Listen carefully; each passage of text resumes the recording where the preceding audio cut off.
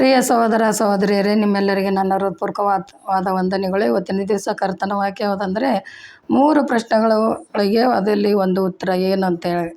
3 ಪ್ರಶ್ನೆಗಳೆಂದರೆ, ಈ ಲೋಕ ಇದ್ದ ಹಾಗೆ ಇರುತ್ತಾ, ಅಥವಾ ಇನ್ನೂ ಹದಗೆಡುತ್ತಾ, ಅಥವಾ ಸುಧಾರಣೆ ಆಗುತ್ತೆ ಅಂತೇಳಿ ಪ್ರಕಟಣೆ ಪುಸ್ತಕದಲ್ಲಿ ದೇವರ ವಾಕ್ಯ ಹೇಳ್ತದೆ.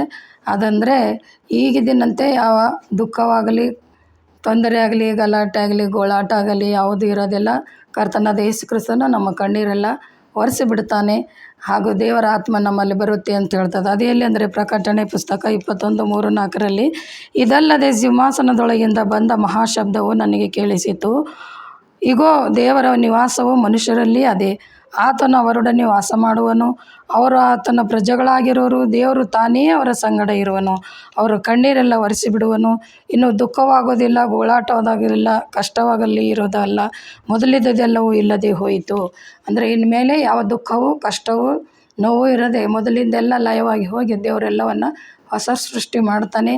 ಅದರಲ್ಲಿ ಮನುಷ್ಯರಲ್ಲಿ ದೇವರ ಆತ್ಮ ಇದ್ದರಿಂದ ದೇವರ ಕಡೆ ಹೊಂದಿಕೊಂಡಿರ್ತಾರೆ. ದೇವರು ಕೂಡ ತಾನೇ ಮನುಷ್ಯರ ಜೊತೆ ಇರ್ತಾನಂತೇಳಿ ದೇವರ ವಾಕ್ಯ ಹೇಳ್ತದೆ.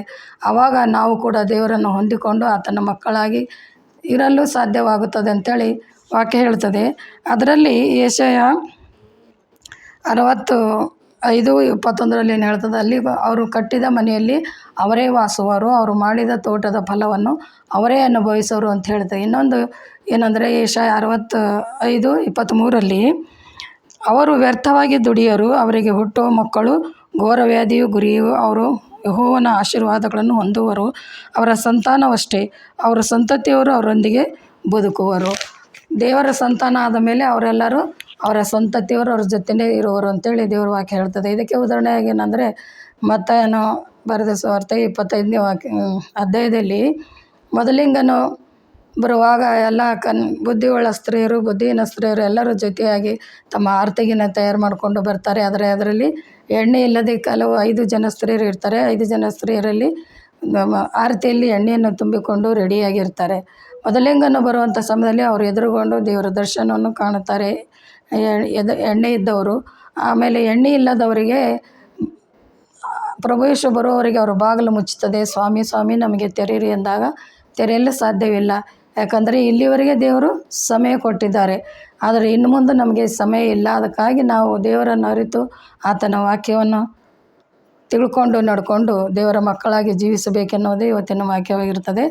ಪ್ರಾರ್ಥನೆ ಮಾಡೋಣ. ಪರಿಶುದ್ಧನೇ ದೂತಗಳ ಒಡೆಯನೇ, ಸೇನಾಧೀಶ್ವರನೇ, ಅಪ್ಪ ನಿನ್ನ ನಾಮಕ್ಕೆ ಕೋಟಿ ಕೋಟಿ ಸ್ತೋತ್ರ. ಇವತ್ತಿನ ದಿನದಲ್ಲಿ ಕರ್ತನೆ, ನಾವು ನಿನ್ನ ಮಕ್ಕಳಾಗಿ ಜೀವಿಸಲು ಸಿದ್ಧರಾಗಿ ಇರಂತೆ ನಿನ್ನ ಆತ್ಮವು ನಮ್ಮಲ್ಲಿ ಇರಿಸಿ ನಡೆಸ್ತೆ ಅಂತೇಳಿ ಯೇಸುವಿನ ನಾಮದಲ್ಲಿ ಬೇಡಿದ್ದೇನೆ ತಂದೆ, ಆಮೆನ್.